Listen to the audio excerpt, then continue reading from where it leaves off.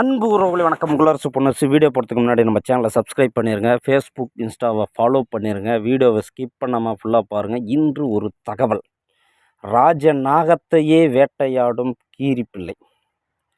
பாம்பை கண்டால் படையும் நடுங்கும் என்பார்கள், உண்மைதானே? ஆனால் எந்த பாம்பையும் கிடைத்தால் பிடித்து உணவாக்கி கொள்ளும் கீரிப்பிள்ளை ஒரு பூனை அளவு மட்டும்தான் வளரும். ஆனால் கீரியின் சுறுசுறுப்பும் வேகமும் தாக்கும் திறன் இதற்கு காரணம். பாம்புகளில் ராஜநாகம் 20 அடி வரை வளரும். எதிரியை பாய்ந்து தாக்கும்.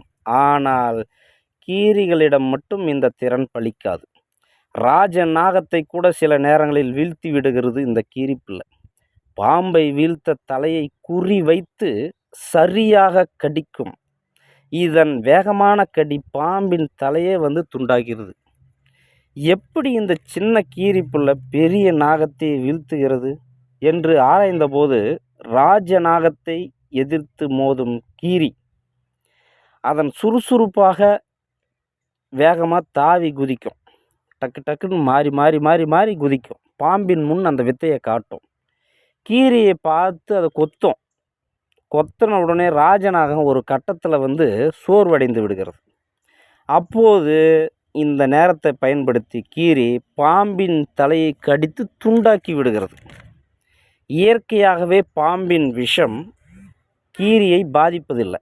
கீரிகளின் தாய் இல்லாத சமயத்தில் பாம்பு குட்டி பிள்ளைகளை கீரி பிள்ளைகளை வேட்டையாடுது. இந்த ஆத்திரத்தில் தான் எங்கு பார்த்தாலும் பாம்புகளை கீரிகள் வலிந்து சண்டைக்கு போய் பாம்புகளை கொன்று விடுகிறது. இந்தியாவில் சாம்பல் ஏரி கீரி, சிறிய இந்திய கீரி, சிவப்பு கீரி, இந்திய பழுப்பு கீரி, நண்டு உண்ணும் கீரி, பட்டை கழுத்து கீரி ஆகிய இனங்கள் இருக்கிறது. தமிழ்நாட்டில் அதிக அளவில் சாம்பல் கீரி பரவலாக காணப்படுகிறது.